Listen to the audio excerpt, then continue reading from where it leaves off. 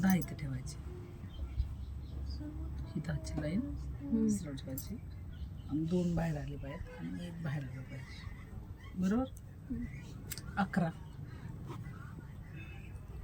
0 8 7 एवढंच करा.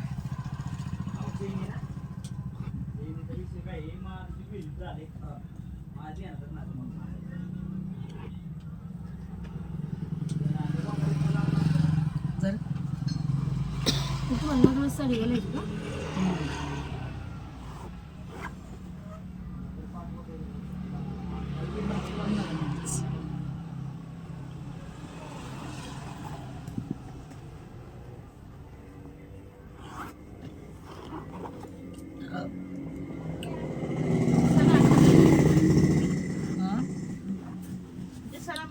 हे आले लक्षात इथपर्यंत ते पुढे आलंय का? ना. इथपर्यंत आलंय ना. ओके. हे 11 जोडून घ्यायचं. तेच्या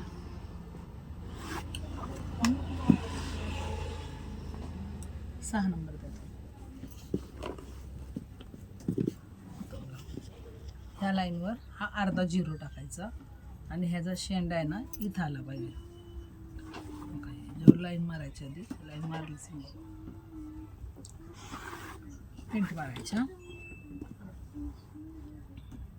हा शेंडा इथं आणि हा अर्धा इथं.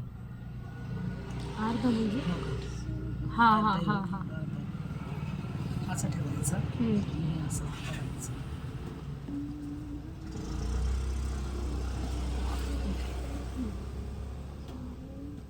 तर कशाने पण कुठला पण भाग ठेवा. हा ठेवा, हा ठेवा, हा ठेवा, कुठला पण ठेवा.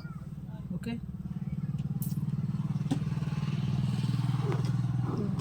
झालं की उरलंच काय.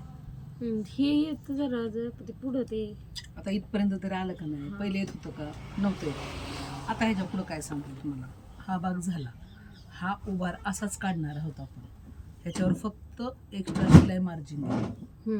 हा भाग झाला पूर्ण. त्यात काही बदल नाही. शिलाई मार्जिन सोडलं ना इथं आणि इथं. ही जी शिलाई मार्जिन बाहेर सोडली ती एक मिळवायची आहे काजबटनसाठी आणि हे भाग 2 जोडण्यासाठी. इथं शिलाई मार्जिन वाढवायची ह्या दोन्हीकडं. इथपर्यंत समजलं. जवळजवळ ब्लाऊज समजलं. आता पहिल्यांदा आपण मागचा भाग काढून घेऊ.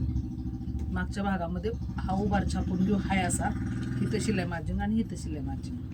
ओके. व्हिडिओ